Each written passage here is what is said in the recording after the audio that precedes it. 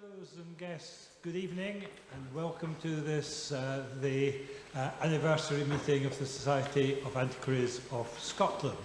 There are two parts really, or three parts I should say, to tonight's proceedings, the first two of which are firstly our formal proceedings, and then there'll be a short talk by Darroch Bratt, one of our fellows, on the social world of whisky smugglers in the 18th and 19th centuries.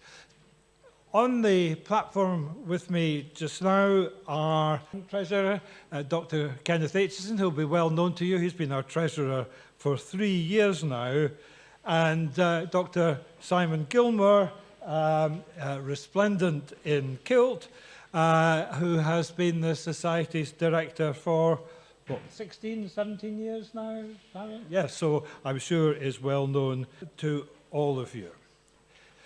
This format of a hybrid meeting means that we've continued the voting processes from previous years, from last year in particular, so that the ballots for election and so on closed yesterday rather than as was traditional here. And that's simply to make it a level playing field for everyone, whether in the room or elsewhere. Now, I should begin by inviting AOCB, as if there's any AOCB to add to our agenda today. If there is, I would propose to take it after item 8 on the agenda that you will have before you.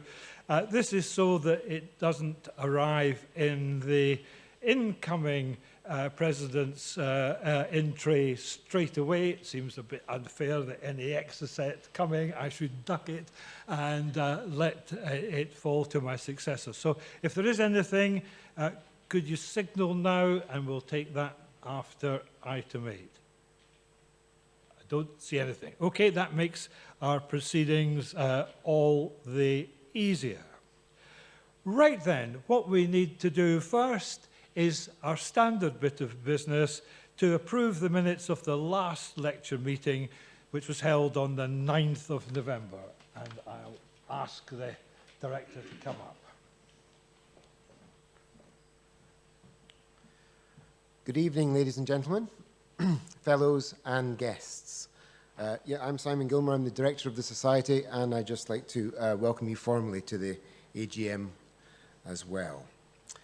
The minutes of the meeting of the Society of Antiquaries of Scotland held at 6 p.m. in the Augustine United Church, George IV Bridge, Edinburgh, on Thursday the 9th of November 2023, Ian Ralston, President of the Society, in the chair. The minutes of the previous lecture meeting were read and approved, and the following communication was read. Changing His Tune, Robert Bruce, Ireland and the Papacy, by Dr. Fiona Watson, followed by a question and answer session. Thank you. May I seek your approval to sign those minutes as a correct record of our last meeting? I detect heads nodding, so thank you very much for that. Right, the next thing we have to do is a complete formality, and that is to make concrete what I have already said, which is that the ballots are closed. They closed yesterday at noon, and to thank the two scrutineers who have checked and done all the counting on our behalf, both our fellows, Professor John Henderson and Dr. Jill Dye. So our thanks are due to them. And of course, the results will be announced later during the course of this meeting. Our first two formal bits of business, the main meat of this formal session, is to receive the reports of the Treasurer and the Director, and approval of these will be sought in due course by a show of real and virtual hands. My first task then is to invite the Treasurer, Dr. Aitchison, to read his report. Thank you, President. Good afternoon. I am Kenneth Aitchison, Treasurer of the Society, and it's my pleasure to be presenting the Treasurer's report today. This is a report to you on the financial affairs of the Society for the year ending 31st May 2023. So reminding you that the financial year ends precisely 6 months ago from today. Today we are halfway into the following year from the year I'm reporting on. All trustees of the Society are ultimately jointly responsible for the proper running of the Society's financial affairs. There is a finance committee within Council which has a particular interest in financial matters, and as Treasurer, I chair that committee. So, abbreviated accounts. You should all have a copy of the abbreviated accounts as part of your AGM papers.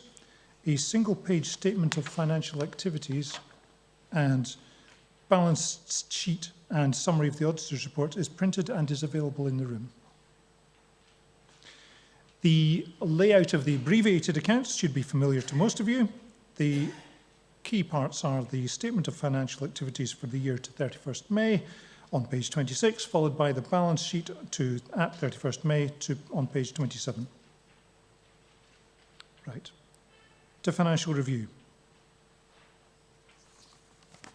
The audited accounts indicate a total income for the year of £759,953. In comparison, for the year previous, 21 to 22, income was £566,054. And total expenditure in the year was £874,303, while in the year previous, it was £688,407. So that's an overall increase of income of £193,000, nearly £194,000, an overall increase in expenditure of £185,000, nearly £186,000. Overall, the result for the year, including the movement on investments, was an overall deficit of £247,112. By comparison, 2021 to 22, the net deficit was £224,076. This deficit is due to both losses on investments and increasing costs to the Society. The underlying core activity, this excludes gains or losses on investments, reports a net expenditure of £114,350. In 21-22, that was a net expenditure of £122,353. To the statement of financial activities. Okay, the most important line in the statement is net income / expenditure at the foot of the first page. That shows that our annual income over the year was £247,000 less than our annual expenditure. The Society spent more last year than we received. And that level of loss of deficit is more than the year before, where we realised a net loss of £224,000. So to review how we got to this figure, important considerations are, as much as I can, comparing 2023 figures with 2022. Okay, although our total income was £194,000 more than the year before, but our expenditure on raising funds and charitable activities was £186,000 more than the year before. That still represents £8,000 to the good. The expenditure, having gone up so much, is the area of, I think, principal interest and perhaps concern. So I would like just to draw your attention to particular items in the document before you. £95,000 being spent on Digit, making your mark. But if you look across, there is also substantial income attached to Digit, making your mark project. There is £57,000 of bad debt being written off. This represents non-collected subscriptions over the previous 3 years. Accounting for this had been deliberately postponed during the 2020 to 22 COVID-19 pandemic. So, after 3 years, we've accepted that we're never going to get those subscriptions. And total salary costs rose by 18%. This was owing to a combination of factors. Firstly, agreed salary uplifts for the year due to cost of living increases, which were approximately 6%. This was awarded as a cash lump sum and small percentage increase to benefit the lower paid members of staff. Secondly, there was rebanding of staff, of their grades, after a benchmarking exercise for 2 members of staff. And the 2022 line was artificially low due to a multi-year claim of employer's allowance amounting to some £13,000. It should also be noted against these increases in expenditure that subscription income increased by 6%. All of this is on expenditure on charitable activities, page 26. And then secondly, there are net losses, to talk about net losses or gains on investments.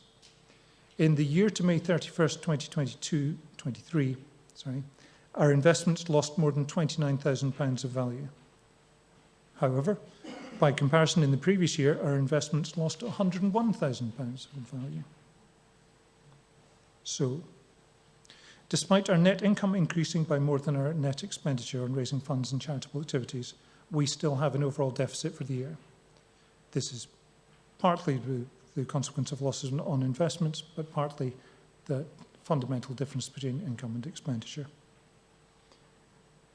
I'd just like to say that this is an appropriate time to mention our strategy on investments. These are managed on our behalf by Investec Wealth and Investment. The Treasurer and Director meet regularly with our investment managers to review the Society's risk appetite. We last met on 31st May 23, and the risk level for all of our portfolios remained at medium.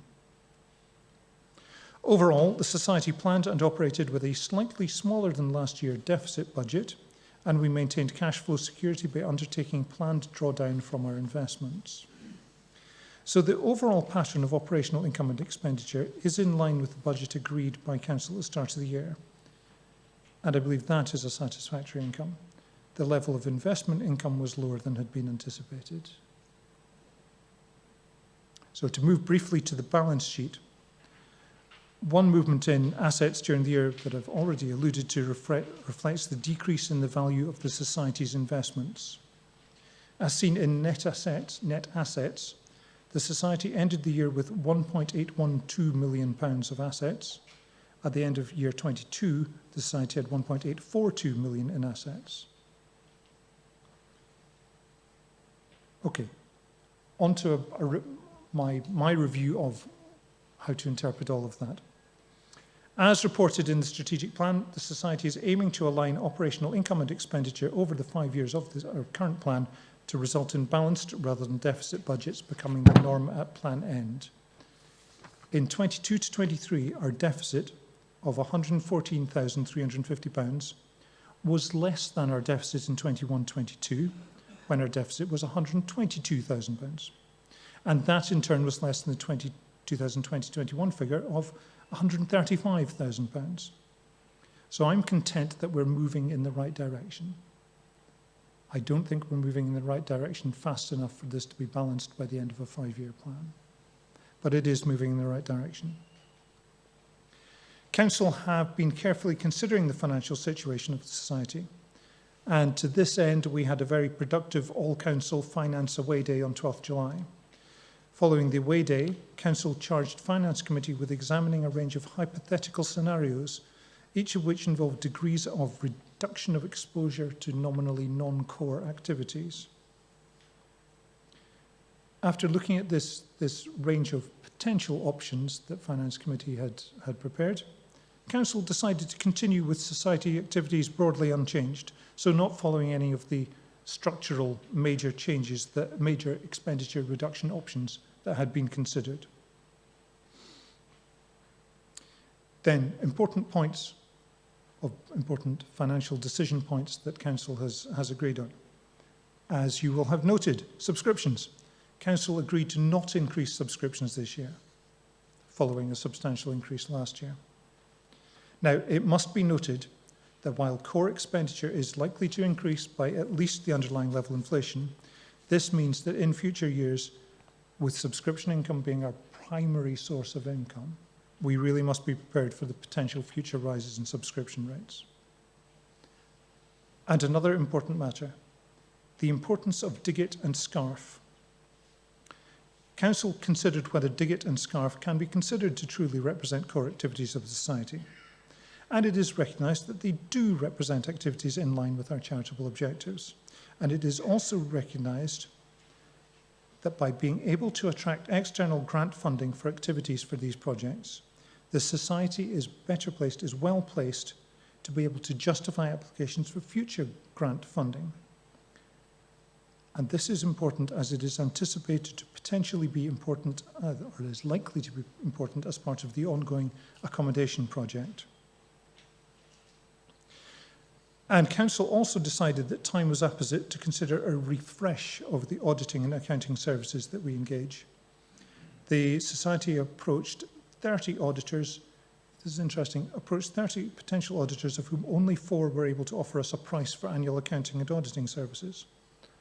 However, from those 4 tenders we received, Council are pleased to have appointed Milne Craig Chartered Accountants to provide services from 23-24 onwards.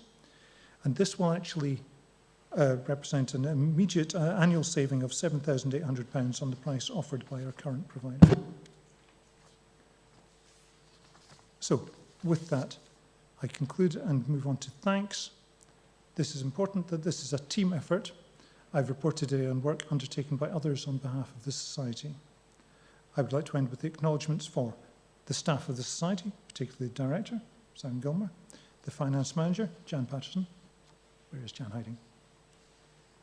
She is, yes, there she is. She's hiding behind the door. Who between them are primarily responsible for the day-to-day management of the Society's financial affairs. We benefit from our external advisors, and I would like to thank our auditors, current auditors, Henderson Logie, and Nick Landsey, our investment manager at Investec. And finally, I am grateful to fellow trustees on the Finance Committee for their support and advice during the past year. Thank you.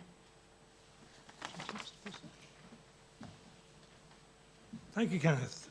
Are there any questions, please, for the Treasurer? Roger Mills from the United States. During COVID, and since this covers for the cost of membership during that time, there was an invitation for a member who could so do to donate an extra due for someone else. Was that information ever captured, or is it law? Because the website is hard to follow, and there's no way to have signed saying I'm paying my dues, and I did, and a half a family membership. So did that money end up just in donations and not against the deficit? I think I would like to answer that question to our finance manager. If I understood the question correctly, can you pay a membership for somebody else? If you wish to do that, you can log in to our website, you can add the payment for the subscription to the basket, and in the notes box at the end, you can say this payment is for A, B, C, D, however many people that you would like to donate for. And if it's for a particular person, you just need to put that person's name in the box. And if you wish to do it anonymously, that you want to give it to them as a gift, that can be done as well. But you can just do it as a process, or you're always welcome to email me and I can sort it out. My question was directed to the period when you expected a loss. We have had people who have paid for other people. Yeah. We've had donations and they have been allocated to other people's debt. Okay. Yeah. I noticed from the balance sheet that the value of investments has fallen by about £30,000, whereas the unrealised losses for the year were £132,000. So how do these figures not reconcile? As I understand it, an unrealised loss is just a loss because the market has gone bloom. A realised loss is because you sold something at a loss. Well, if there are no further questions on the Treasurer's report, may I seek your approval for it? It is proposed by the Treasurer and seconded by myself. I have to say with a little measure of regret that we're still heavily in the red on our annual accounts, but steps are being taken to ameliorate the position. So with that, can I seek approval then for the Treasurer's report? Yes, thank you for that. Our next business then is to receive the Director's annual report, and I ask Dr. Gilmer to read his report, please. Fellows, guests, To those who haven't attended before, I'd just like to say that usually I don't get dressed up like this for every anniversary meeting, but perhaps we should start that becoming a trend, and maybe more of us should turn up in our black ties. I see that there are others in the audience wearing black tie this evening, so thank you very much for joining me on that. This year, you not only have your abbreviated accounts, but you have your trustees report for the Society financial year available on our website. And we have also produced a short impact report this year, which covers the same period, that is to the end of May 2023. And it's a more digestible and colourful read, and it includes some of the key data that underpins our Society's impact over the financial year. And I will not provide a detailed blow-by-blow account of facts and figures as I have in previous years, since these are now available in a different format. What I shall do instead is attempt to set out just some headline information on what we've done based on our 5-year strategic plan. And this includes the core principles regarding climate emergency and equality that we expect to integrate in everything we do. And I'll theme the report this evening on the strategic aims we've set out as our current priorities. So the first priority, supporting research to increase understanding and promote further inquiry.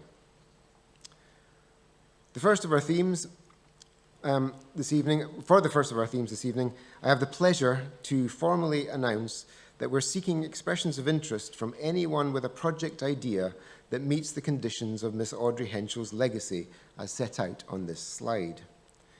As I mentioned last year, our late Honorary Fellow left us a sizable sum in her will of just over £100,000 to support prehistoric research.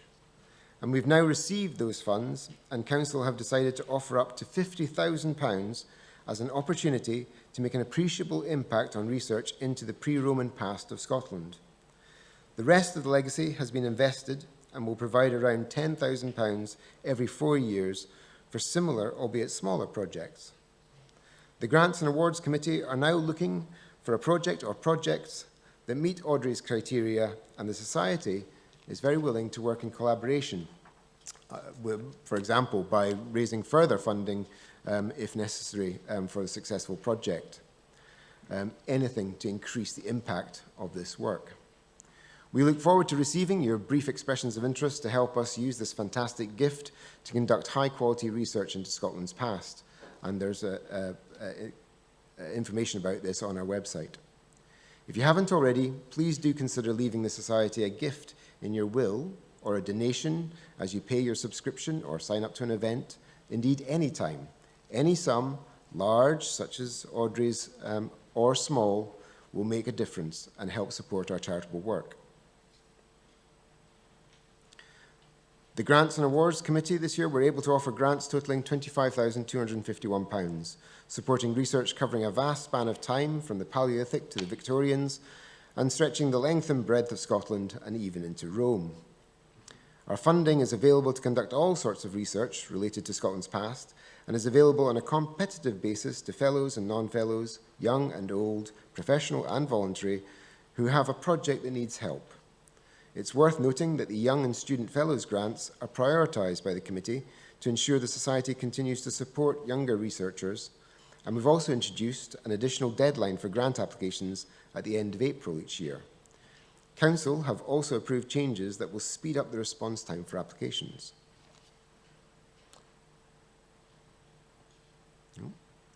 May have gone too fast. The Society leads on the key aim to enhance understanding as part of Scotland's archaeology strategy.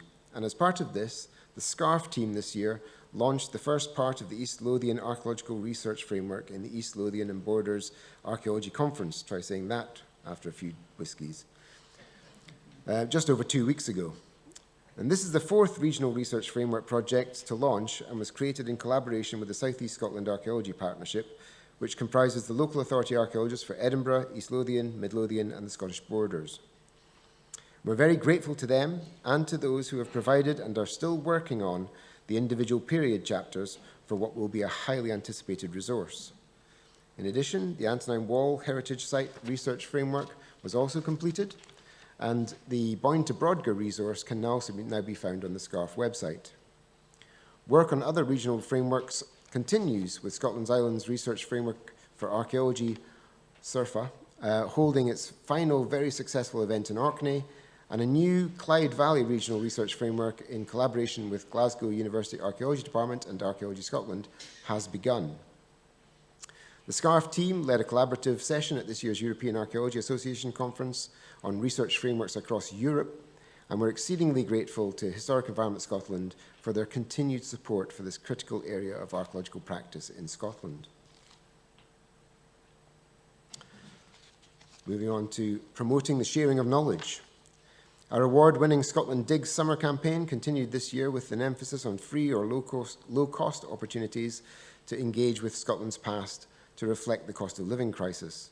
Scotland Digs 2023 Free Days Out campaign successfully completed with 29 fieldwork events submitted by organisations, and that's an increase of almost a third on last year, and these attracted over 15,000 volunteers or visitors. As part of the campaign, the team visited 3 fieldwork sites and worked with a work placement student and archaeologists to update relevant Wikipedia pages about sites, monuments and places, which already have been viewed over 16,000 times. The campaign web pages on digitscotland.com were also visited by thousands of users, and the hashtag achieved a reach of over 2.2 million social media users. The Society, through the Dig It project, is a member of the Make Your Mark volunteering campaign, which aims to increase the number and diversity of heritage volunteers. And this year has seen the Society support the campaign through securing funding from both the National Lottery Heritage Fund and the Scottish Government. A major milestone in that campaign recently saw the launch of the research report into inclusive volunteering in Scotland and a toolkit to help organisations reach more people. These were launched in November at The Gathering, the largest free volunteering event in the UK, kick-starting a series of events to promote their use, including recently a UK Four Nations volunteering policy group organised by the DCMS and a Healthcare Improvement Scotland meeting of all NHS trusts in Scotland. The Society continues to use the hybrid facilities here at the Augustine United Church in Edinburgh for its lecture events, allowing us to reach a global audience online, as well as facilitate networking opportunities for those who are attending in person after a talk over a glass of something.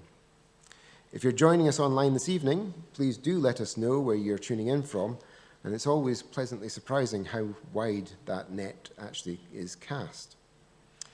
This enables us to promote knowledge of Scotland's past across the globe. Andrea has hosted a very successful series of 17 wholly online fellowship meetings this year, with over 550 fellows attending. And she also organised the trip to Historic Environment Scotland Archives.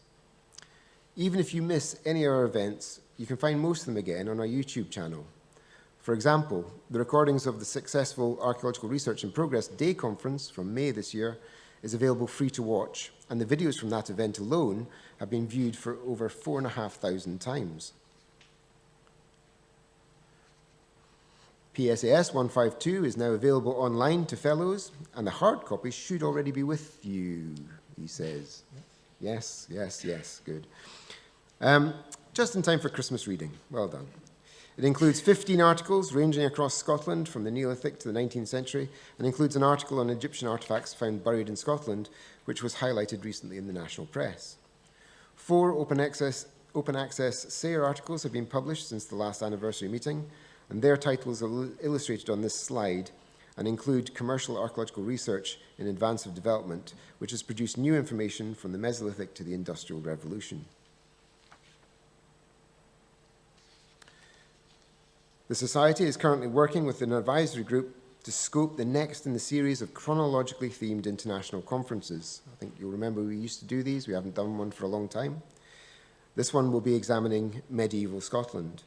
We're exploring possible venues in Perth and Stirling for this event, likely to be held in 2025, and hope to get a call for papers out early next year. So please keep an eye on our website and on your inboxes for more information. Helping safeguard Scotland's heritage. Our response, along with advocacy by heritage colleagues, to the proposed new agriculture bill reported last anniversary meeting, succeeded in getting the historic environment on the face of the bill, a small but significant win for the sector. Your Society Director sits on the CEO's Forum, supporting the creation and delivery of the new National Historic Environment Strategy for Scotland, Our Past, Our Future, which was launched this year. It focuses on 3 challenges facing us today: climate change and delivering the transition to net zero, empowering resilient and inclusive communities and places, and building a well-being economy.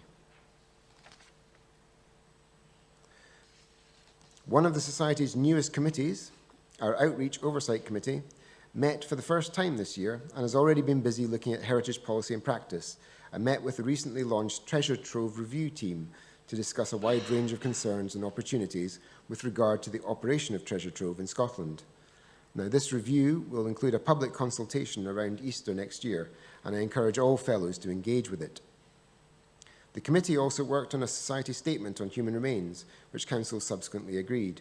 This makes clear our principle that everyone should approach work with human remains from a perspective of ethical stewardship, responsibility and equity, rather than entitlement, ownership or exclusivity.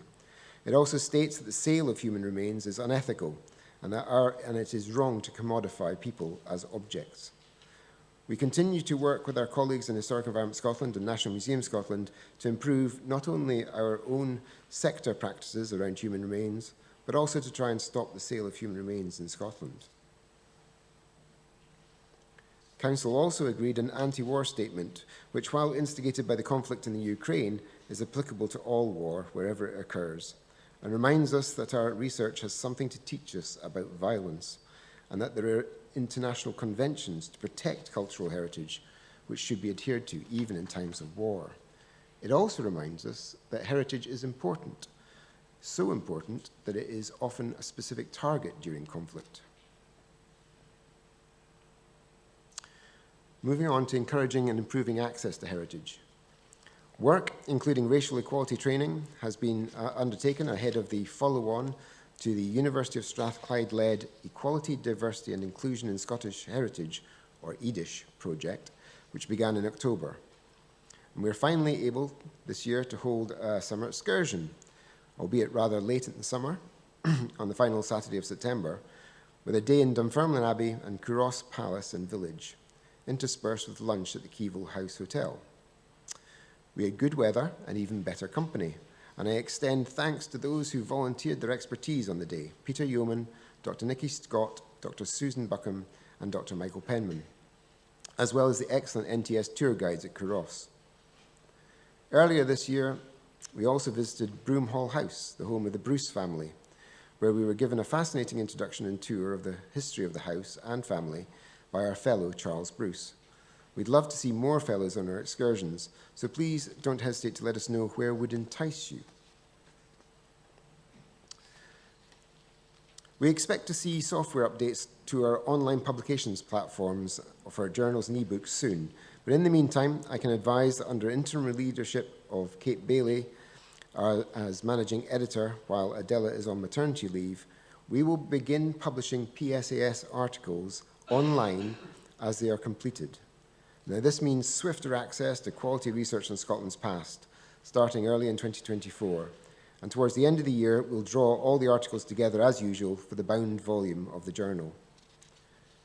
Joining our 4 new SARE articles, free to read and download online, are 2 new ebooks, bringing the total to 12. The most recent were all authored by fellows, including The Antiquarian Discovery of the Antonine Wall by Professor Lawrence Keppie and the Traprain Law Environs Project by Professor Colin Hazelgrove. The Moon and the Bonfire by Honorary Fellow Professor Richard Bradley is due imminently. Dr. Brian E. Coombs, Dr. Lee Sue, and Maya Houle, all fellows, joined our editorial advisory board this year, and we continue to look for more members for the EAB. So if you're interested, please do not hesitate to contact the managing editor. Also, as part of this, SCARF is part of a wider UK initiative improving the searchability of research frameworks, and to some extent removing the artificial geographical boundaries that we need to employ to create the knowledge. I want to take this opportunity to once again thank the amazing army of volunteer experts who take the time to help create these vital parts of Scotland's archaeological practice. Embracing the global aspects of Scotland's heritage. I've slipped the Rind lectures in here, which were presented this year by Professor Elizabeth Graham from University College London, who delivered What Has Maya Archaeology Done for Us? And explored the archaeology of Maya intellectual achievements, as well as Mesoamerican contributions to modern diet and health, and the potential to help think differently about sustainability and urbanism. Delivered in October and made available free to view on our YouTube channel later that month, they have already garnered almost 1,000 views.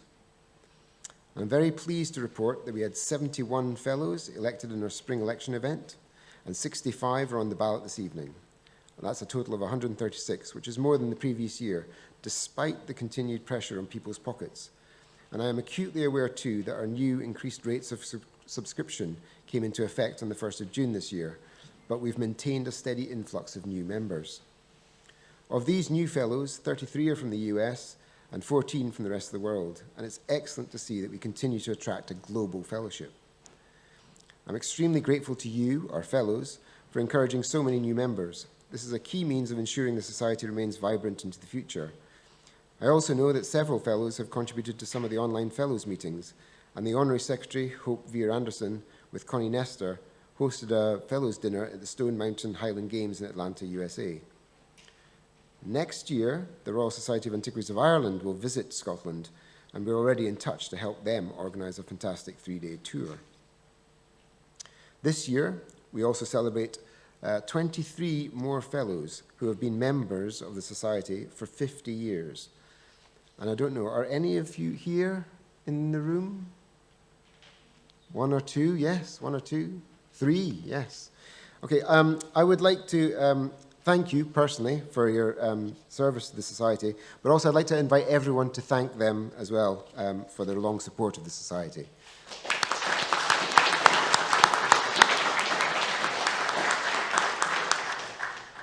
Providing physical and virtual spaces to achieve our aims.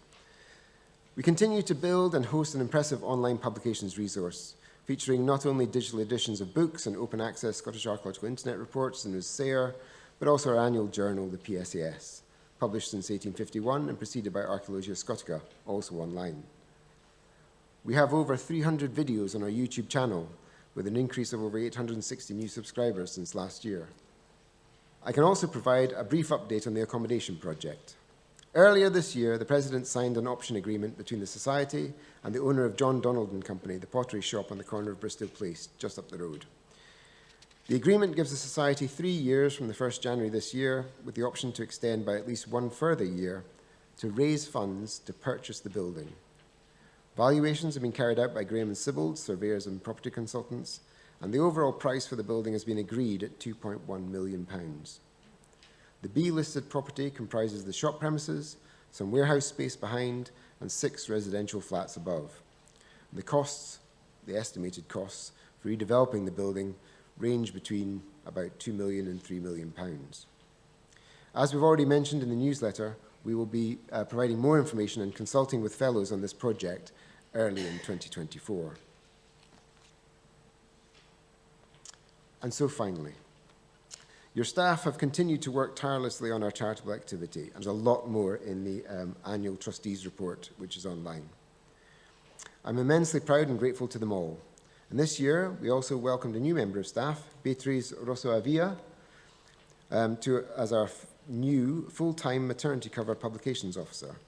Beatriz joined the Society in September and is originally from Chile, where she studied a bachelor's in history and later an MA in urban planning. Her passion is urban history, specifically the history of town planning. And I'm pleased to say that she's joined us this evening, and she's behind the desk selling books, and I hope that you'll take the time to welcome her. Thank you very much for listening.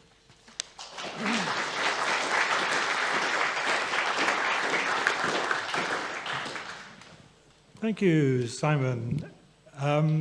Again, an opportunity for questions from the floor or for those following our proceedings online.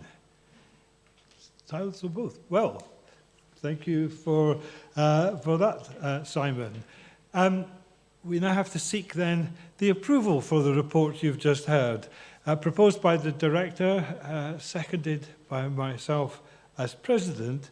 Can I seek your approval for that report, please? I detect hands and nods. Thank you very much for that. Right, our next two bits of business.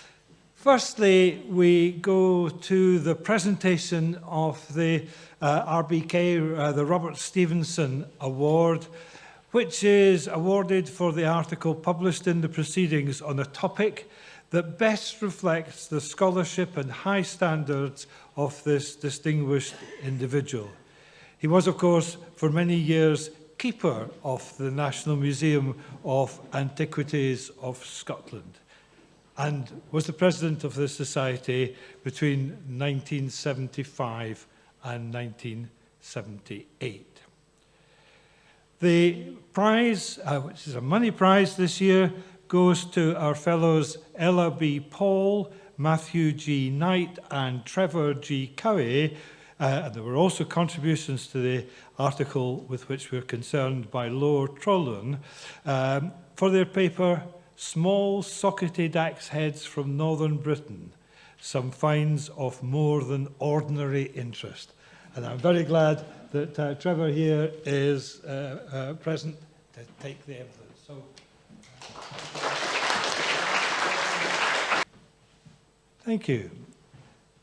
The other prize this year is the Murray Prize for History.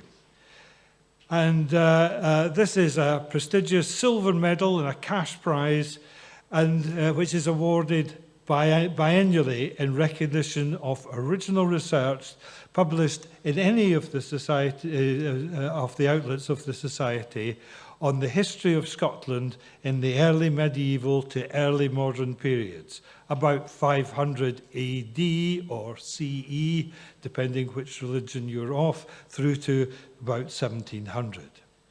That's the history of Scotland set within a British or a European context. For the purposes of this award, history is defined as encompassing all fields of study except archaeology. The medal and monetary prize this year go to Gordon Reynolds for his proceedings paper, asking for forgiveness as an aspect of crusade, case studies from 13th century Scotland. And I believe Gordon is present as well. Yes. Thank you for that. So there's two very deserving cases for our prizes this year. Right, we now move to the President's address. Fellows and guests, this is my third and final address as your President. A moment for reflection before handing over the reins to my successor, who takes over at an exciting, if rather challenging, time for the Society. Projects which have been rather long on the drawing board are beginning to move forward as the delays consequent on the pandemic recede, and at a quickening pace. The Director has already described some of them, and I join him in thanking those who have contributed to our various programmes, most especially this year's Rhind Lecturer, Professor Emerita Elizabeth Graham of the Institute of Archaeology at UCL. In these notes, I shall take stock of some of our varied projects, but I must begin by thanking my fellow councillors for their support and guidance over the last 3 years. I can't name them all individually. They number some 17 over the time since early winter 2020. But I must make special mention of the 4 vice presidents, all of whom have taken on significant tasks for parts of this period on behalf of the Society. Barry Ferguson and Drs. Heather James, Deborah Lamb and Suzanne Lyle.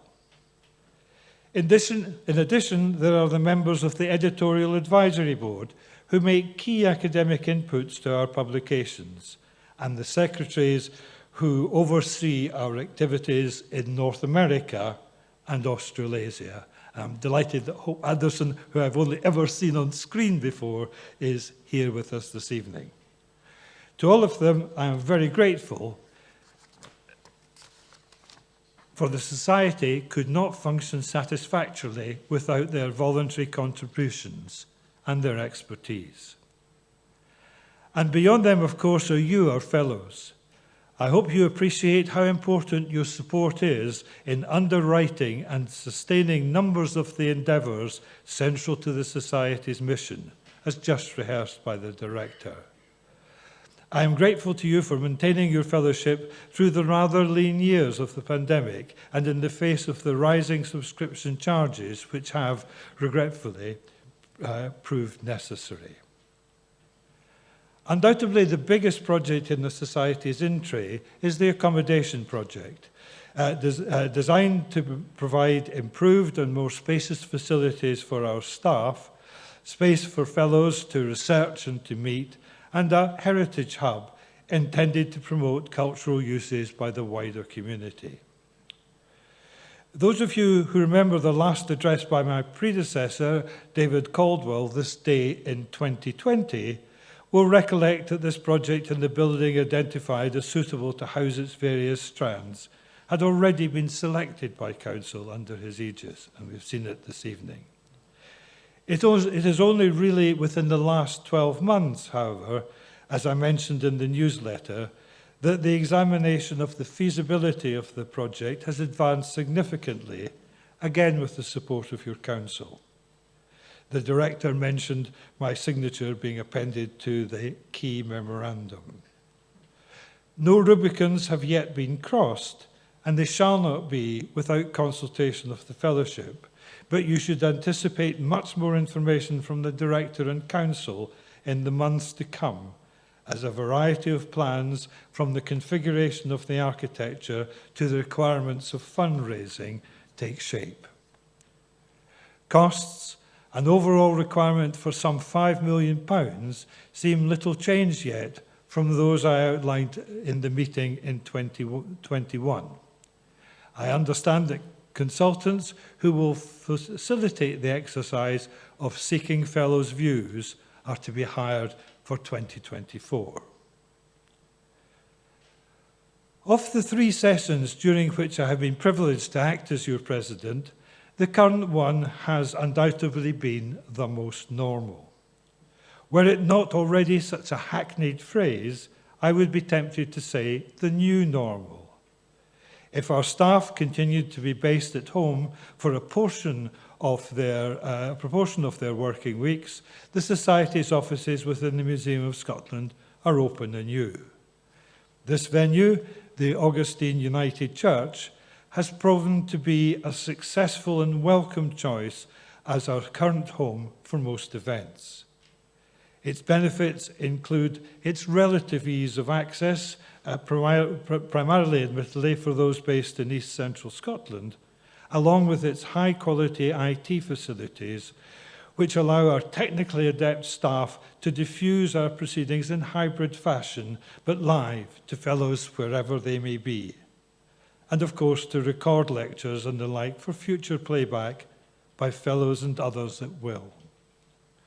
With a global fellowship from North America to Australasia, this is an important innovation first rendered essential by the pandemic, but which assuredly remains so.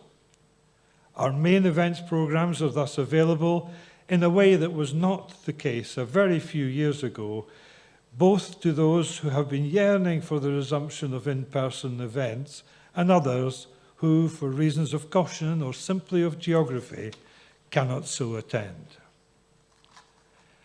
Another element made possible by the configuration of this building, which we cannot, I'm afraid, readily duplicate remotely, is the ability to hold small social gatherings after our formal business, one of which will follow this evening. These too have been appreciated by fellows. The burgeoning and complementary programme of online events for different dispersed cohorts of our fellowship, organised online via Zoom and overseen by our fellowship director, which I have mentioned previously, as has the director today, continues to expand with success. Although not by nature a great lover of a proliferation of committees, I have to confess to having encouraged the setting up of several during the last few years. With small memberships, generally of the order of 4 and usually meeting over the internet, they are intended to take the lead on a number of activities key to our society, both as a senior academic body and as a small charitable organisation, while liaising with and supporting our staff in the relevant domains. This should happen in a direct way that a council which has set itself a rhythm of 5 half-day meetings a year for strategic decision-making cannot readily achieve. These complement standard committees on finance, staff matters, lecture programmes and fellowship. One announced to you in the equivalent meeting last year on publication strategy, for example, is taking on the challenging issues, not least financial, of the changing landscape of periodical and other publication costs, which remain a major consideration for the Society. This complements the Editorial Advisory Board. One innovation has been to recommend that in future, preceding volumes should be of a relatively standard size. Another group, again already mentioned by the Director, will focus on our portfolio of outreach activities, acting, for instance, as critical friends to staff on our largely historic Environment Scotland-funded projects. I hope, too, that this group will recommend fresh and independent positions for the Society to take on some of the key historical, cultural and environmental issues of the day, as this Society has previously done. I should mention briefly that there are also 2 concerned with the accommodation project, both drawing on the support of colleagues from beyond Council. One has oversight of the bricks and mortar aspect, so to say, of altering the proposed building to meet the Society's desired aims. The other is focused on the financial feasibility of the project and on the major fundraising to sustain it that will be essential in the near future.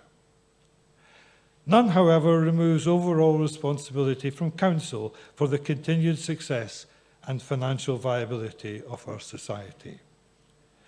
A key exhortation behind all these undertakings, not least since it is in substantial measures your subscriptions and donations that are being deployed to meet the costs of all this activity, is that we should be focused on ensuring the best value for money that is possible. There are, of course, things that I said in these sessions in previous years which were being considered or were under development, which have not come to maturity in the 3-year span of my presidency. A key one already on the stocks in 2021 that has not been delivered is the new website, which I had hoped, amongst other improvements, would provide a medium for the greater engagement of our very dispersed fellowship. With each other, of course, to share and expand their research interests, but also, for example, by highlighting Fellows' publications, lectures and the like, wherever they take place. I have to apologise to Fellows that this, some 2 years on, is still not operational, but you may rest assured that the contractors know of our considerable displeasure. Council has also not yet proposed the organisation of society events Firth of Scotland, as was mooted following earlier considerations in 2021. But given that our domestic activities are now all up and running anew, the excursion in the previous year had to be cancelled in the light of the death of our patron, this may be broached again in the nearest future. It has also not proved possible this year to develop the joint initiative with Archaeology Scotland, in which we hope to consider the current state of issues of cultural heritage and the environment across Scotland. The work carried out on our behalf by the Society's professional staff has already rightly drawn praise from the Director. It is with some relief that I can say that the hybrid working presently in place means that the pressure on our current office accommodation, one of the key drivers of the accommodation project, is thus for the moment less acute. Last things, I should put on record the recent sad passing of another of our Honorary Fellows. Professor Richard Fawcett was described by one of our Fellows recently as the genius of medieval ecclesiastical architecture in Scotland. And he had a distinguished record in public service within Historic Scotland and latterly at St Andrews University. The Architecture of the Scottish Medieval Church, published by the Paul Mellon Centre, remains a key in-depth study. The Society, too, has welcomed a new royal patron, King Charles III. I was honoured to be your representative at the National Service of Thanksgiving and Dedication held in the High Kirk of St Giles in July. The Society's 242nd year is drawing to its conclusion. I am grateful for the opportunity to have been its president for the last 3 years. I hope, as I stand down, that in some small ways at least, the Society's mission may have been slightly advanced. Fellows, I wish you all the best for your future fellowship and thank you for your support of this near quarter millennial, by which I mean the Society and not me. And I also extend my very good wishes to the new president and to the new and continuing councillors for the tasks ahead. Thank you.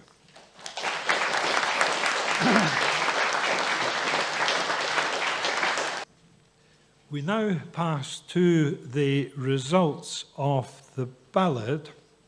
And what I propose to do is not to repeat the detail that was, as it were, formally required last year of giving votes for and votes against, which was a legacy from the system of blackballing that the Society had previously used, and simply to say that all the candidates in all the categories had more votes for than against by huge margins, and so I propose to discount them and, in the words of Disney, accentuate the positive. Okay, let's pass first to the Fellows ballot. In this, 184 votes were cast online, with 7 people voting by paper ballot received to the office then by the deadline of yesterday. It is a pleasure to report that all 65 new Fellows received a clear majority of votes for, with only a handful of votes against and abstentions. I can therefore announce that all the candidates have been elected to fellowship of our Society. So congratulations then to all our new Fellows. And here you see the list of them all.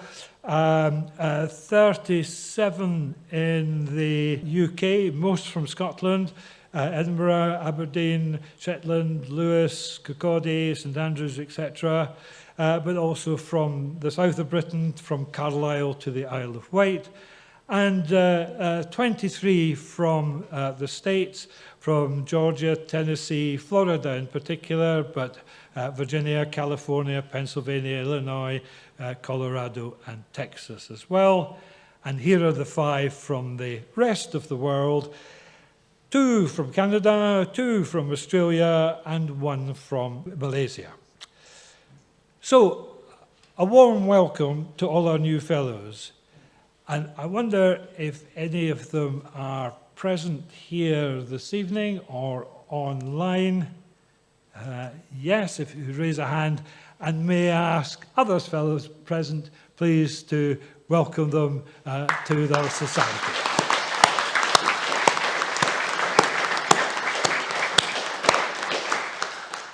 From there, we pass to the Treasurers and Councillors ballots. The Treasurer, of course, is a position to which election proceeds annually. In this election, 123 votes were cast online and 7 people voted using the postal services. And Dr. Aitchison, Kenneth, I'm delighted to say you have been elected as Treasurer again with 122 votes for and a very small number of abstentions and votes against. So welcome back for a fourth year. And you know you've got some inkling now where the difficult questions at this meeting next year are going to come from. So welcome back as our Treasurer for a fourth year. This year, as last year, we have a contested election for councillors. We have 5 candidates who generously and thoughtfully put themselves forward, but only 4 spaces on council. And so again, the 4 candidates who received the most votes will be invited to join council. There are no cases of substantial numbers of abstentions or any other complicating factor of that kind.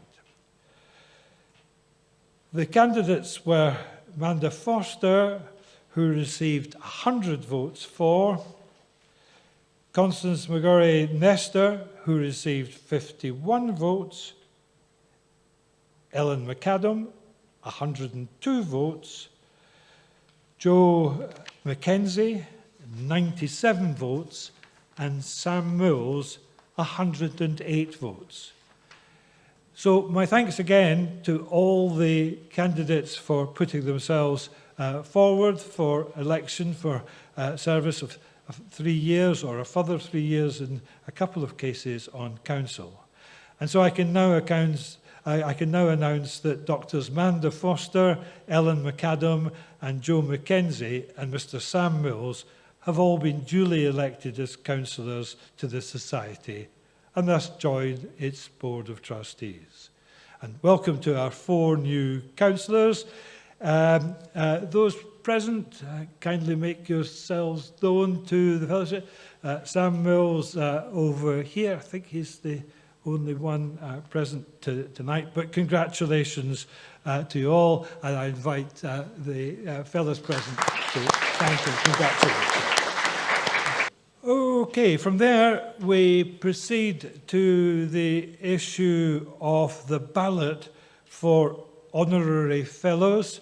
Again, we are allowed a maximum of 25. Numbers have sadly been declining somewhat over recent years, and we had 4 new candidates put forward this year.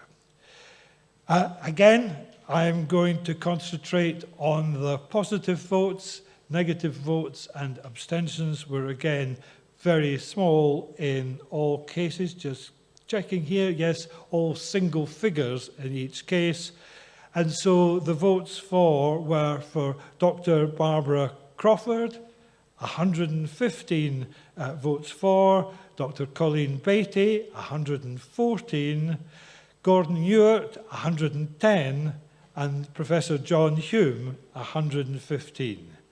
And so they too are all duly elected and join our distinguished group of Honorary Fellows. So, congratulations to them. My last duty then is to pass to the President's ballot. And for this, there were 127 votes cast, 100 electronically, 8 by post. And the candidate, Mrs. Diana Murray, received 117 votes for yes and a very small number against or abstentions. So I'm delighted to announce that Diana Murray has been elected as President of the Society, and I invite our fellows to congratulate her.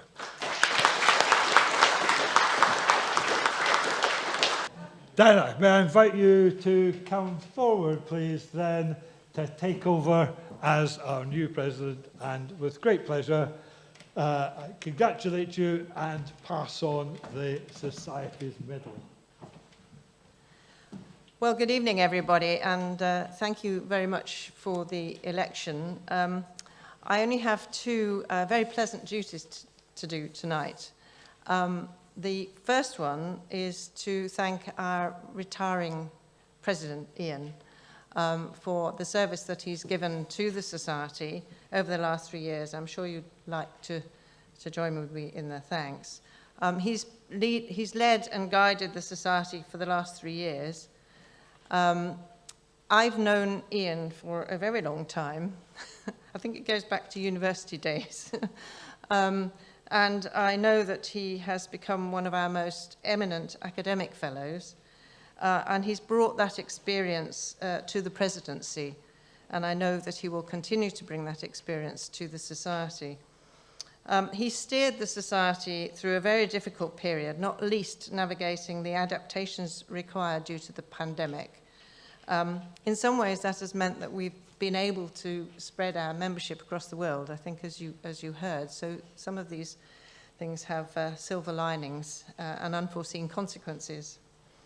I know some of the successes that he's overseen, and you've heard quite enough of that this evening, and it sounds like a very robust society that I'm taking on the presidency of, and lots of exciting projects that are beginning to come to fruition. I shall enjoy taking them further with the Society, with the Council, the staff and the Fellows. So please join me in thanking Ian for his contribution to the Society.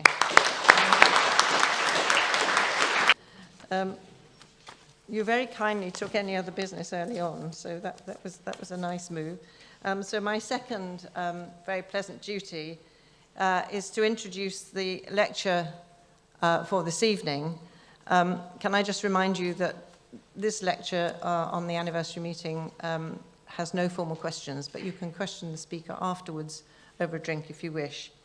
So I'd like to welcome Darroch Bratt, who is a fellow of the Society. He lives in the Highlands, where he worked in the whisky industry for 10 years before undertaking a PhD at the UHI, the University of the Highlands and Islands, studying the historical archaeology of whisky distilling in the Highlands and Islands. And tonight, he's going to present us with a short talk on the social world of whisky smugglers in the 18th and 19th century. Darroch. Well, thank you very much for the invitation to speak here. It's really, I was really flattered to be asked. So yeah, the last few years I was undertaking a PhD on the subject, the historical archaeology of whisky distilling in the Highlands and Islands, which went back about 500 years in that region on the topic of distilling. By far the most interesting aspect of it to me was whisky smuggling.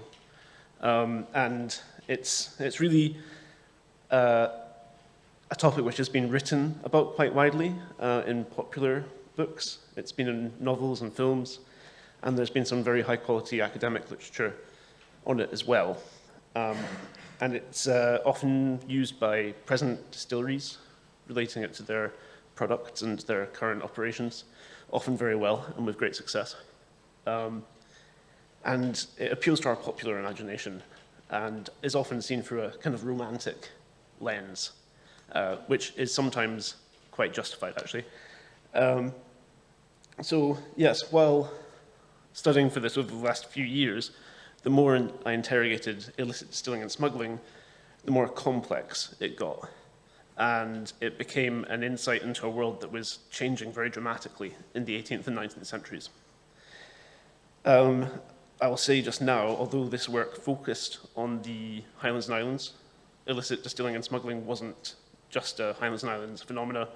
It obviously happened on a huge scale in Ireland, in Dumfries and Galloway, in the borders, and in the north of England. And there's obviously more recent histories of it, especially in the United States with like bootlegging and so on. So I'll discuss the circumstances and the Scottish context in which it was occurring, and I want to talk basically about the experiences in the social world of illicit distillers, but also the other people that were around, specifically the landlords and the excise officials, and try and describe some of these complex relationships. And I'll end with a brief rumination on what this social world can tell us about the changing society of the 18th and 19th century. So, I'll be teaching people to suck eggs here a bit, but everyone needs to know, like, basically distilling is the process of creating a beer-like liquid from barley, yeast, and water, and then transforming it through evaporation and condensation into a spirit. In the case of whiskey, this is usually done with barley, has been done with oats in Scotland too, and you'll usually distill it twice, although 3 or more distillations have been known. That is the briefest possible description of what distilling is, but you all know that anyway. It's got a really long history in the Highlands and Islands too, distilling. It goes back to at least 1494 at Lindores Abbey, where John Core transformed 8 balls of malt into aquavita. That is a lot of malt, so it's definitely not the first time anyone distilled. It's going to go back quite a long time before that. And some of the legislation that occurs around whiskey after that point tells us a little bit about its use. So, for example, in Edinburgh, a monopoly was granted in 1505 to the Guild of Surgeon Barbers for them to make aquavita. And I will use the terms aquavita and whiskey interchangeably and in a very lazy way here. So in the Highlands, the first really good insight into the making of whiskey that I've really come across, especially in a commercial context, is in the 1560s, where the Borough Court records for Inverness give an account of several, it's not quite clear how many because some names occur twice, but several different households distilling whiskey as an extension of their household economy in much the same way as beer was made in medieval towns and cities. It was commercially seen as very beneficial. So in 1641, there was an act of the Scottish Parliament which banned the import of foreign spirits because it could be made to such advantage in the country itself. And that's not just promoting a cash economy, but huge amounts of agricultural byproducts that come about through distilling. And then in 1644, the first excise tax was raised on a national level. And from that point, it was taken out of local hands. And that was introduced to fund the Civil War. So it's often had a sort of political, excise taxes often had a sort of political implication. And smuggling, from that point, was often related to various political causes, not least the Covenanters and Jacobitism. And then, of course, everything changes with the Union. So, especially malt changes with the Union. So the way malt is taxed, and sometimes you get huge outbursts of sympathy for smugglers, especially in the 18th century. And a good example of that would be the Porteous riots in Edinburgh, where 3 smugglers were to be hanged, and a riot broke out, and the captain of the guard shot on the people who were asking for the release. That ended up with those people being sprung from jail and the captain of the guard being lynched rather horribly. So those malt taxes were really contentious because in the Highlands we enjoyed a much lower system of malt tax. It's far cheaper. And that's because we had lower yields and poorer quality grain. I could probably talk for about 3 hours about the different legislation that comes in over time just on malt. But the ones that are really, really important for this are in the 1780s, although there's also a raft in the 1760s. And those are the Wash Act and the Scottish Distilleries Act, which introduced this Highland line, which is the blue thing that I've approximated rather badly there. That has the unintended consequence of creating the perfect conditions for smuggling to become absolutely rife. So it's totally illegal to take whiskey south of that line. And if you're wanting to make it north of that line, you have to have a massive still, which is really expensive to tax. And you have to pay quite rigorous sort of duties on it, and it's very expensive. Now, until that point, every household had been allowed to have a 10-gallon still for their own use. And almost universally, everyone wasn't using it for their own use. They were making whiskey to sell. And it was a little extension of everyone's household economy. So you make something illegal almost overnight. That is a really crucial aspect of many Highland estates, many townships, many households. There's a box there around Strathconnan. I'll talk quite a lot about Strathconnell here, that's where it is. And a lot of the research in my PhD sort of stood on the shoulders of research that the North of Scotland Archaeology Society did. They did an absolutely amazing amount of fieldwork there, and they identified dozens of distilling sites. So I'm almost finished with the context. There's a massive problem with doing any sort of history around smuggling, which is that smugglers don't really leave paper trails. They also build very small, hard-to-find things, so it was a really frustrating sort of 4 years for me. But there are some really great sources that we can trace, and among these are Justice of the Peace and Sheriff Court records, memoirs and travellers' accounts, the Kirk session, the old and new statistical accounts, various documents relating to improvement, censuses, gaugers' handbooks, and also their minute books, which can make for quite amazing reading. But these are generally one-sided accounts, and they're often to do with prevention, apprehension, and punishment. Also important is the social context that we're talking about, and I'm talking to a very knowledgeable audience, and many of you will know a lot more about improvement than I do. But this is happening in the late 18th century and the early 19th century in the context of improvement and the first wave of clearances that was identified by McInnes. So landlords are trying to retain their tenantry. They're trying to put them into new industries that don't pay enough to cover their rent, and the landscape is being reorganized. There's also a decline in transhumance, which for the purposes of this talk is rather important. So you've got a huge population with almost vacant areas of landscape that they feel very connected to. You've got a type of production that's very important for their own economies that's now illegal. This is just a great way to encourage everyone to start smuggling.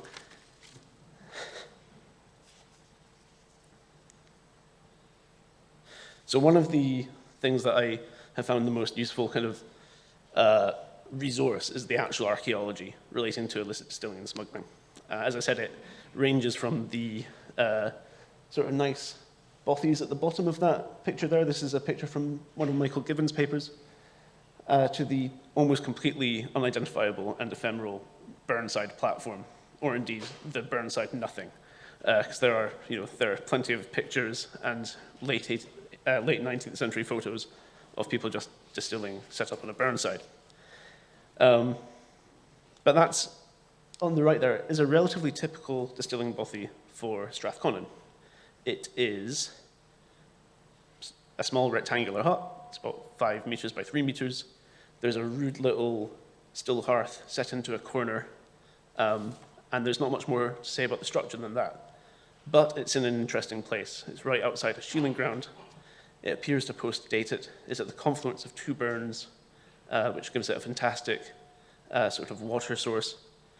And it's just tucked away, but from just outside that shielding hut, you can see everywhere. Like, it's a great vantage point. So it's a really amazing sort of location to do this illicit activity in. They can come in even more varieties, and one of the things I found really interesting was in like subterranean sites. So this is a little picture, a little drawing of a site in the Cabrach, which was totally built down into the earth. One of the things that was really cool about it is this perfect lade, and sometimes it's these signs of water management that seem to have got washed away. But in this case, there's this perfect lade, and a pool had been sort of enhanced by the placement of boulders to form a lovely big pond, which could well have been used for steeping barley. I think it was James Gordon gave evidence to Parliament in 1822, and he spoke about the amount of subterranean sites on his estates and how annoying it was to be out shooting and find yourself actually falling into them. The productive capacity of these sites was absolutely extraordinary. Gauger's records talk about seizing over 240 gallons of wash at sites this size. That's easily enough to make 100 bottles of whiskey, even adjusting for sort of lower yields at the time. So absolutely amazing.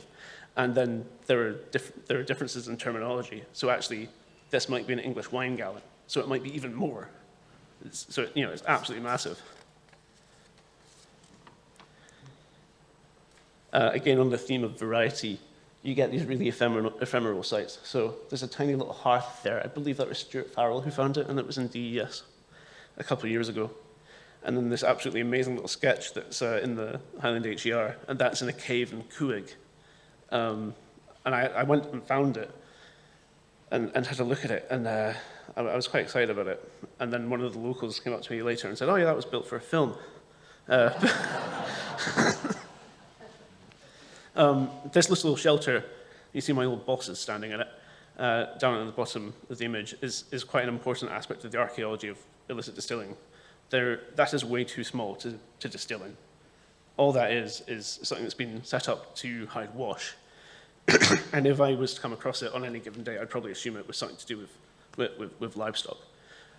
That area has very good local knowledge of its use as a distilling site, so I spent quite a long time looking for sites there. And there is a kind of scooped out Burnside platform there as well. And there's plenty of letters from the 19th century that explicitly talk about little shelters being set up just for the purposes of wash.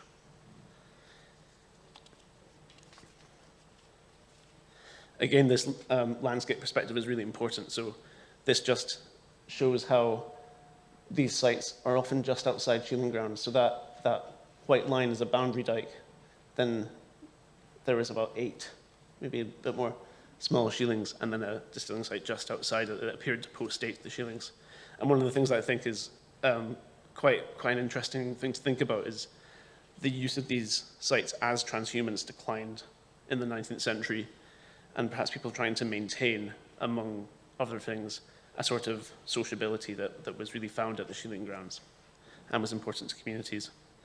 What's more important than that is that smuggling relies on movement, and these sites are actually really well connected. So although they aren't remote from authority, they are not usually just remote in an abstract sense. In Strathconnell, for example, it's really unusual to find a distilling site more than half a mile from one of the main thoroughfares from west to east through Scotland. And in a really eccentric old statistical account entry, the Minister for Lochcarron talked about the road that went from there in verse. He appears to have got bored halfway through his entry and just wrote a poem. And one of the stanzas is, "From Castle Strome there is a road straight down to Keswick Ferry, and on this road the men of Skye do all their whisky carry." Which is lovely. By far the best evidence I've come across historically that is from the perspective of illicit distillers and smugglers is a set of precognitions taken for a murder on Christmas night in 1835. This is the only really detailed account I've come across that comes from the perspective of a set of people who were distilling at a site together. It's obviously not without its problems. One person's account is very different to the others because he was the accused. But the others all corroborate each other. And it's a really great insight into what their night at a distilling bothy was like. So, firstly, they weren't very drunk. They were very much aware of their surroundings. They were constantly on the lookout for gaugers and excisemen. And in fact, they were alerted throughout the night by people from the community who all knew where they were, which is again important, to the presence of revenue officers in the area. They drank moderately. Between, I think it was 6 people at the site, they had 2 small cups of whiskey throughout the night, although we've probably all underreported how much we drink before. And they drank moderately of ale and water as well. They expected visitors throughout the night and were brought food by various locals. And perhaps one of the things that's most interesting is the mix of people who were there. The youngest person was 16, the oldest person was in their 60s, and there were men and women. It seemed to be a very sociable affair and very amicable until someone got murdered. But one of the things I found perhaps most intriguing about it was this constant back and forth between the township and the distilling site. The North of Scotland Archaeological Society did some research on this site, and there's actually, in the NRS, there's a map that was produced for the criminal trial that showed exactly where the distilling bothy was, and NOSAS went and found it. I intended to go and find it myself at some point, but it was going to turn into a camping trip, and I didn't want to camp at a murder site on my own, so there we go. There are opposing views as to what a night at a distilling bothy was like, and these are often from outside. So one of the parliamentary papers talks about smuggling in Scotland leading to a defiance of laws, almost on the scale of Ireland. And it was seen as something that fostered disaffection and rebellion. And it's one reason that many people were keen to put smuggling down. It wasn't just about revenue. Some people were concerned with the mixing of genders at these sites, and just the nature of people being secretive, keeping things from their landlords, keeping things from the elders of the kirk. As I said, there is violence. And if you read the kirk sessions for the Cabrach, for instance, and kirk sessions usually make for pretty scandalous reading, but the amount of fornication that was supposed to take place at these sites was quite something, and the Highlands seem to have been more exciting a couple of hundred years ago. Certainly, in the new statistical account for places like Perthshire, Moulin and Perthshire, there's a real relief when legal distilleries can finally be set up in that area, and it seemed to be, despite some of the contributors being sort of keen temperance people, they say, well, they're making whiskey, people are drinking spirits, but at least they're not smuggling. At least that has gone. The smugglers also faced real dangers. So confiscation and seizure could be financially crippling, and people did have strategies to mitigate this. So people shared stills, and in Strathglass in the 1820s, the gauger for the area said that there were probably 50 different distilling operations and only 5 stills. People spread the risk and co-owned these things. People would often go to prison, which is a concern for the state because there wasn't enough space in prisons. But it was also a concern for the landlords who were justices of the peace. That would mean that there wasn't rent being paid, and often it would just lead to more poverty because people would often die in prison, sadly.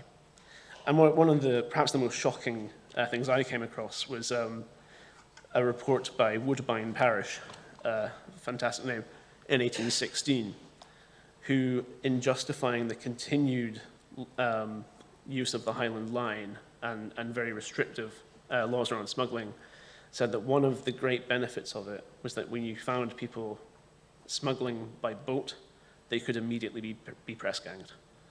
So he said, you know, in his example, he said, only last week we apprehended 16 to 18 stout fellows who were immediately sent aboard the nearest man of war. So again, a real danger. And there was occasional leniency, which is very telling, and shines some light on the role of the landlords as justices of the peace. And a case I often refer to is one in Glengarry, where two men were found to be distilling in a bothy by an exciseman who they quickly attacked with an axe and did quite a lot of damage to his ear, apparently. And when it came to trial, they were each fined 6 shillings, which were paid for by the Justice of the Peace, who was their landlord. And then they spent 6 hours in the toll booth, and off they went.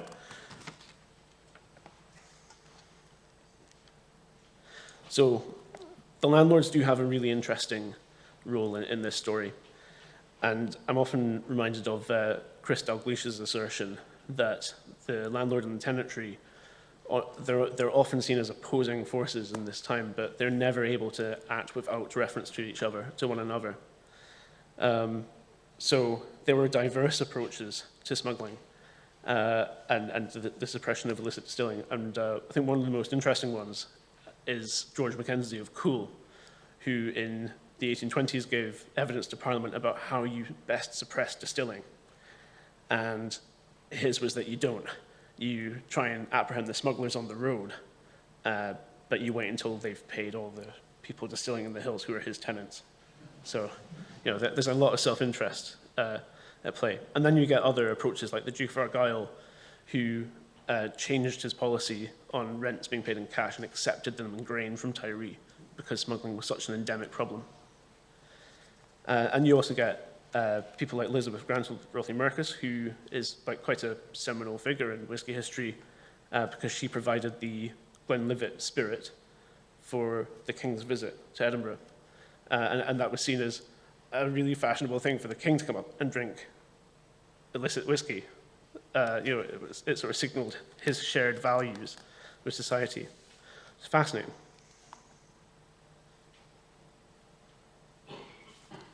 Not quite as interesting as the excise officials, who have probably one of the worst jobs in history. It was seen as a respectable career for a gentleman, and it was almost universally reviled.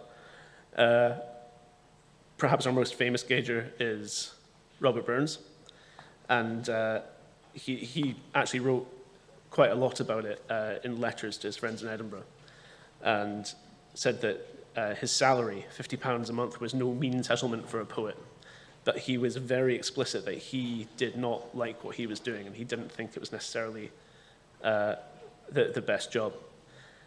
But they did see themselves as following in a bit of a radical tradition. Often gaugers and excisemen seemed to have an idea of what taxation was for, and you know, they were possibly seeing themselves as following in the footsteps of people like Thomas Paine, who were also excise people. It could be extremely dangerous.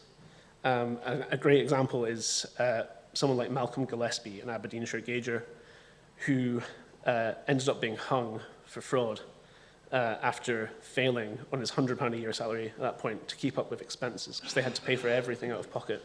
And in his case, that meant keeping a retinue of armed thugs and a bull terrier so that he wouldn't be just murdered on the road. It's no surprise, therefore, that there was a lot of corruption, and some of that seemed to have been quite pragmatic. And we also shouldn't underplay how interested a lot of excise people were in the Highlands and their people. So the person, the photograph, John Murdoch, leading Highland radical of the late 19th century, who founded the Highlander newspaper and was a leading figure in the Land League and the early labour movement. Also people like Alistair Carmichael, who collected Gaelic tradition and song in tandem with his job as an exciseman. It's a sort of ethnologist of the Highlands. So I'm just going to wrap up with some final thoughts and try and tie it together a little bit. I do think that whisky distilling and smuggling gives us an insight into broader social dynamics. There is clearly interdependence between the landlords and the tenants, and they are sort of caught in each other's orbit in ways that are pragmatic and contradictory. We get insights into poverty and people's conditions, and with some landscape consideration, we see how that was changing. Smuggling is often seen as a politically subversive activity, and I was kind of desperate when I started my PhD to take a sort of James C. Scott anarchist approach to it, and it just didn't work. And one of the things that I found really amazing was that there was so little discussion around the ideals shared by smugglers and illicit distillers. And that's partly because their voices are so poorly represented. But it's also because it was really a pragmatic business. It was a great way to convert bulky, low-value goods into high-value, low-bulk goods in a rather quick way.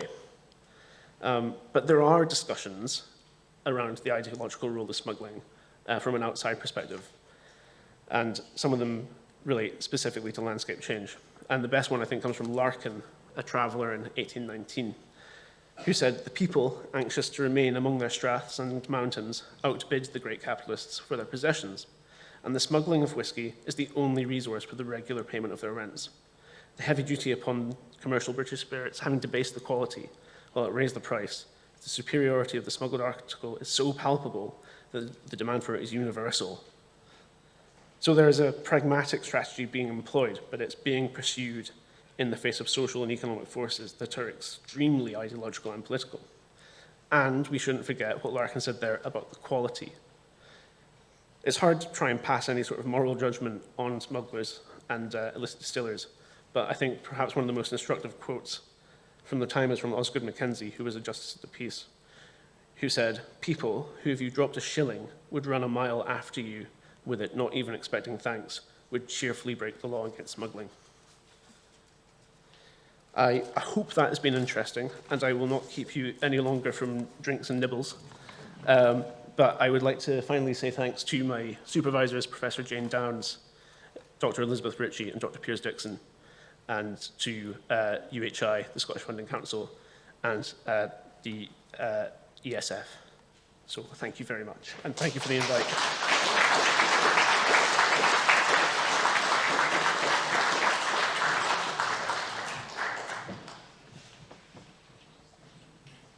Well, thank you very much indeed. I think that set us up very nicely for our drinks and nibbles.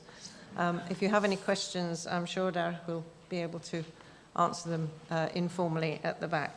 So it only remains for me to say thank you to everybody for coming to the AGM, whether online or in person. And it's so good to see so many of you here in person.